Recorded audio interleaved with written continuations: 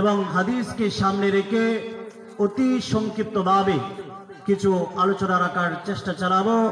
আমা তৌফিকি ইল্লা বিল্লাহ। প্রথমে শুরু করছি হাদিসের মাধ্যমে।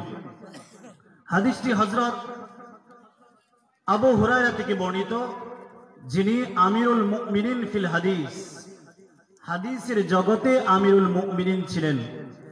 সাহাবীদের মধ্যে সবচেয়ে বেশি হাদিস বর্ণনা করেছেন, যিনি 5000-এর চেয়ে বেশি হাদিস বর্ণনা করেছেন, হযরত আবু হুরায়রা।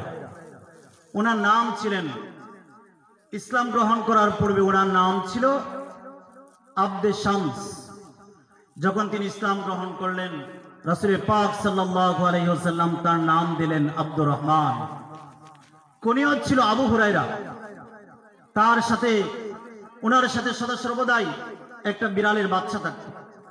আল্লাহ রাসূল সাল্লাল্লাহু আলাইহি ওয়াসাল্লাম একদিন আব্দুর রহমানকে ডাক দিলেন, ইয়া আবা আহির, মজাক করে ডাক দিলেন, ইয়া আবা আহির। হযরত আবু হুরায়রা বলেন, এখন থেকে আমার নাম হবে, আমাকে যদি কেউ আবু হুরায়রা বলে ডাকে তাহলে এটাই হবে আমার কাছে অধিক পছন্দনীয়। সুবহানাল্লাহ। যেহেতু রাসূল আমাকে আবু হুরায়রা বলে সম্বোধন করেছেন। হযরত আবু হুরায়রা মুলাজামাতুন নবী সাল্লাল্লাহু আলাইহি ওয়াসাল্লাম, নবী সাল্লাল্লাহু আলাইহি ওয়াসাল্লামের সুহবতকে তিনি লাজিম করে নিয়েছিলেন। খায়বর যুদ্ধের পরে তিনি ইসলাম গ্রহণ করেছিলেন। মাত্র 4 বছর তিনি আল্লাহ রাসূলের সুহবত পেয়েছিলেন। এরপরেও তিনি সাহাবীদের মধ্যে সবচেয়ে বেশি হাদিস বর্ণনা করেছেন। রাসূলের কাছে তিনি সদা সর্বদাই খেয়ে না খেয়ে রাসূলের দরবারে পড়ে থাকত হাদিস শোনার জন্য, হাদিস সংগ্রহ করার জন্য। কিন্তু হযরত আবু হুরায়রার স্মরণ শক্তি ছিল না। যা রাসূলের কাছে শুনতেন ভুলে যেতেন। তো রাসূলের কাছে আবেদন করলেন, ইয়া রাসূলুল্লাহ, ইয়া হাবিবাল্লাহ, আপনার জবান থেকে হাদিস শুনি কিন্তু আমার তো স্মরণ থাকে না। রাসূল বললেন, তোমার চাদর বিছাও। আবু হুরায়রা চাদর বিছালেন। রাসূল তার জন্য বরকতের দোয়া করলেন। আবু হুরায়রাকে বললেন, আবু হুরায়রা, তুমি চাদরকে গুছিয়ে নাও। আবু হুরায়রা চাদরকে গুছিয়ে নিল। হযরত আবু হুরায়রা বলেন, যখন রাসূল আমার জন্য বরকতের দোয়া করলেন, এরপর থেকে রাসূলের জবান থেকে যে হাদিস শুনেছি একটা হাদিস আমি ভুলি নাই। সুবহানাল্লাহ। কিছু খেজুর নিয়ে রাসূলের দরবারে আসলো, ইয়া রাসূলুল্লাহ, ইয়া হাবিবাল্লাহ, আমার জন্য একটু বরকতের দোয়া করে দেন। এই খেজুরের তোলের মধ্যে রাসূল বরকতের দোয়া করে দিলেন, একটু ফুৎকার দিলেন, দোয়া করে ফুৎকার দিলেন। আবু হুরায়রা, যখনই তোমার পেটে ক্ষুধা লাগবে ওই থলে থেকে তুমি খেজুর বের করে খাইবে। হযরত আবু হুরায়রা বলেন, যখনই আবার ক্ষুধা অনুভব হয়েছে তখনই আমি এই খেজুরের তলি থেকে খেজুর বের করে খেজুর খেয়েছি। রাসূলের জামানায় খেয়েছি না, রাসূল যতদিন বেঁচে ছিল এই খেজুরের তলি থেকে আমি খেজুর বের করে খেয়েছি। সুবহানাল্লাহ বলেন না? হযরত আবু বকর 2 বছরের উপরে খেলাফত পরিচালনা করেছেন। হযরত আবু বকরের জামানাও খাইছে। হযরত ওমর বিন খাত্তাব 10 বছরের চেয়ে বেশি খেলাফত রাষ্ট্র পরিচালনা করেছেন। হযরত ওমর বিন খাত্তাবের জামানাও খাইছে। হযরত উসমান গনির জামানাও খাইছে। তবে যে সময় হযরত উসমান গনিকে শাহাদাত করা হয়েছে, ওই দিন পেরেশানির কারণে আমার খেজুরের তুলিটা হারিয়ে ফেলছি। মানুষরা তো চিৎকার করতেছে, আমিরুল মুমিনিন হযরত উসমানকে শহীদ করা হয়েছে। হযরত আবু হুরায়রা এই বলে চিৎকার করতেছে, ওয়ালাকুম হাম্মুন, ওয়ালাকুম হাম্মুন ওয়ালি হাম্মানে। হে মুমিন মুসলমানরা, তোমাদের জন্য পেরেশান তো একটা, আর আমি আবু হুরায়রার জন্য পেরেশান হলো 2টা। কি তোমাদের জন্য পেরেশান? যে আমিরুল মুমিনিন হযরত উসমানকে শহীদ করা হয়েছে, কিন্তু আমার জন্য পেরেশান 2টা। আমিরুল মুমিনিন উসমানকে শহীদ করা হয়েছে, তার পাশাপাশি রাসূল যে আমার জন্য ওই খেজুরের তলির মধ্যে যে বরকতের দোয়া করেছিল সেই তলিটা আমি হারিয়ে ফেলছি, এই জন্য আমার জন্য পেরেশান 2টা। যাই হোক, হযরত আবু হুরায়রা সম্পর্কে একটু ধারণা দিলাম। হাদিসটি হযরত আবু হুরায়রা থেকে বর্ণিত। ওয়ান আবি হুরায়রা রাদিয়াল্লাহু তাআলা আনহু, হযরত আবু হুরায়রা থেকে বর্ণিত, আন্না রাসূলুল্লাহ সাল্লাল্লাহু আলাইহি ওয়াসাল্লাম قال, হযরত আবু হুরায়রা বলেন, নিশ্চয় রাসূল পাক সাল্লাল্লাহু আলাইহি ওয়াসাল্লাম বলেছেন, হাক্কুল মুসলিম আলাল মুসলিমি খামসুন, একজন মুসলমান আরেকজন মুসলমানের উপর 5টি হক। একজন মুসলমান আরেকজন মুসলমানের উপর 5টি হক। প্রত্যেক মুসলমানদেরকে ওই 5টি হক সম্পর্কে জানতে হবে এবং তার উপর আমল করতে হবে। সেই 5টি হক আদায় করতে হবে। সেই 5টি হক আমরা জানতে রাজি আছি ইনশাআল্লাহ, এবং আমল করতে রাজি আছি। বেশি না, ওই 5টি ওই হক যদি আমরা জেনে ওইটার উপর যদি আমল করতে পারি তাহলে আজকে মাহফিল কামিয়াব। সুবহানাল্লাহ বলি আমরা। 1 নাম্বার, একজন মুসলমান আরেকজন মুসলমানের উপর 5টি হক। 1 নাম্বার হচ্ছে রাদ্দুস সালাম, সালামের জবাব নেওয়া। কেউ সালাম দিয়েছে, আপনি তার সালামের জবাব নেবেন। অনেকে আমরা সালাম দেই, মাথায় ইশারা করি, জবাব নিচ্ছি মাথায় ইশারা করে, মুখ দিয়ে উচ্চারণ হয় না, এটা না। সালাম দিয়েছে আসসালামু আলাইকুম, জবাব নিব একটা শব্দ বাড়ি, ওয়া আলাইকুমুস সালাম ওয়া রাহমাতুল্লাহ। কেউ যদি সালাম দেয় আসসালামু আলাইকুম ওয়া রাহমাতুল্লাহ, সালামের জবাব নিব আসসালামু আলাইকুম ওয়া রাহমাতুল্লাহি ওয়া বারাকাতুহু। কেউ যদি সালাম দেয় আসসালামু আলাইকুম ওয়া রাহমাতুল্লাহি ওয়া বারাকাতুহু, তাহলে জবাব দেব আসসালামু আলাইকুম ওয়া রাহমাতুল্লাহি ওয়া বারাকাতুহু ওয়া মাগফিরাতুহু। বাড়ি সালামের জবাব দেব, ইশারার মাধ্যমে সালামের জবাব দেব। রাসূল পাক সাল্লাল্লাহু আলাইহি ওয়াসাল্লাম সাহাবীদেরকে সম্বোধন করে বললেন, হে সাহাবায়ে কেরাম, তোমরা রাস্তায় বসবা না, রাস্তা বসা থেকে বিরত থাকো। সাহাবীরা বললেন, ইয়া রাসূলুল্লাহ, ইয়া হাবিবাল্লাহ, বিভিন্ন কাজের জন্য তো আমাদের রাস্তায় বসতেই হয়, এছাড়া আমাদের উপায় নেই। রাসূল বলছেন, যদি তোমাদেরকে রাস্তায় বসতেই হয় তাহলে তোমরা রাস্তার হক আদায় করবে। সাহাবায়ে কেরাম বললেন, ইয়া রাসূলুল্লাহ, ইয়া হাবিবাল্লাহ, রাস্তার আবার হক কি? রাসূল পাক সাল্লাল্লাহু আলাইহি ওয়াসাল্লাম বলেছেন যে রাস্তার হক হচ্ছে 4টা। 1 নাম্বার হচ্ছে রাদ্দুস সালাম, সালামের জবাব নিতে হবে। কোন মুসাফির, কোন পথিক যদি তোমাকে সালাম দেয় তাহলে সালামের জবাব দিবে।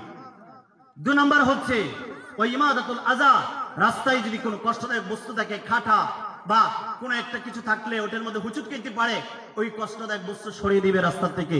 3 নাম্বার আমর বিল মারুফ ওয়ান নাহি আনিল মুনকার, সৎ কাজের আদেশ করবে এবং অসৎ কাজ থেকে বিরত থাকবে।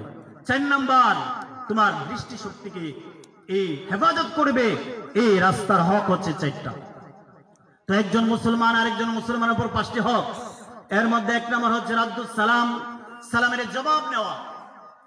2 নাম্বার হক হচ্ছে ওয়াইয়াদাতুল মারিজ, অসুস্থ ব্যক্তিকে দেখতে যাওয়া। আপনার আত্মীয়দের মধ্যে কেউ অসুস্থ হয়ে গেছে, আপনার মহল্লার পাড়া প্রতিবেশীর বা এলাকার কেউ অসুস্থ হয়ে গেছে, আপনি তাকে দেখতে যাবেন, এটা একটা হক, মুসলমানের হক।